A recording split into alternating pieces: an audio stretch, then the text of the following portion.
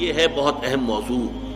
یہاں اس سورہ آیت مبارکہ میں ایک خاص واقعہ جو ہے اس کا پس منظر ہے، اس کو سمجھ لیجئے کہ یہ موضوع یہاں زیر بحث کیسے آ گیا. یہ تیسرا نقطہ ہے.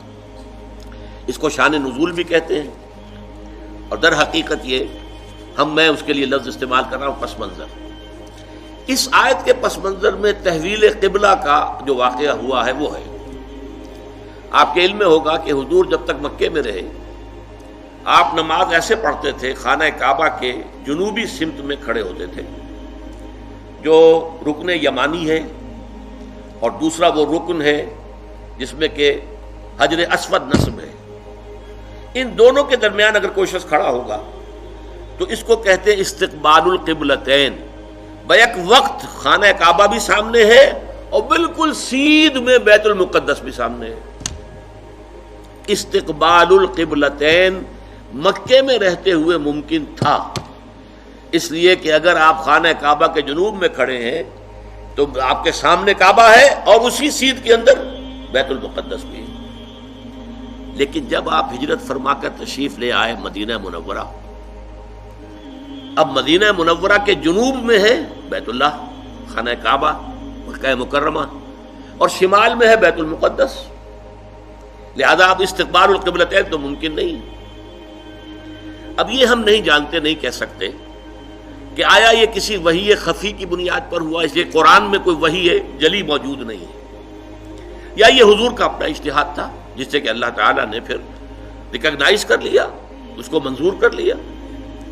لیکن حضور نے مدینے جا کر نماز پڑھنی شروع کی بیت المقدس کی طرف رخ کر کے، شمال کی طرف، اور خانہ کعبہ پشت پر ہے. یہ چیز شاخ گزر رہی تھی ان لوگوں کو جو مکے سے چل کر آئے تھے. جتنی محبت انہیں خانہ کعبہ سے تھی اس کا ہم اندازہ نہیں کر سکتے. خود حضور جب روانہ ہوئے تھے مکے سے ہجرت کے لیے تو آپ خانہ کعبہ کے پردے پکڑ کر چمٹ کر آپ نے کہا تھا کہ اے کعبہ تجھے معلوم ہے، اے بیت اللہ تو جانتا ہے مجھے تجھ سے کتنی محبت ہے، لیکن یہاں کے لوگ مجھے یہاں نہیں رہنے دے رہے، میں یہاں سے جانے پر مجبور ہوں، کہ تجھ سے ہجرت کر کے جا رہا ہوں. اس حوالے سے سب کو پسند ہے. لیکن یہ کہ نماز پڑھ رہے ہیں خانہ کعبہ کی بجائے بیت المقدس کی طرف رخ کر کے. اس کے بعد 16-17 مہینے کے بعد قرآن مجید میں حکم آ گیا، قد نرى تقلب وجهك في السماء فلنولينك قبلة ترضاها فول وجهك شطر المسجد الحرام. اے نبی ہم آپ کے چہرے کا بار بار آسمان کی طرف اٹھنا دیکھتے رہے ہیں. حضور انتظار کر رہے تھے کہ کب حکم آئے کہ ہم خانہ کعبہ کی طرف رخ کر لیں. اس سے میرا گمان یہ ہے کہ وحی خفی کی بنیاد پر حضور کا فیصلہ تھا.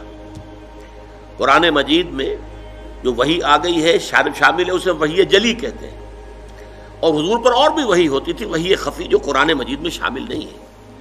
بہت سی احادیث در حقیقت وہ وحی ہی پر مبنی ہے، لیکن وہ باللفظ نہیں ہے، بالمعنی ہے، اور وہ وحی جلی نہیں ہے، وحی خفی ہے. تو یہ معلوم ہوتا ہے وحی خفی کی بنیاد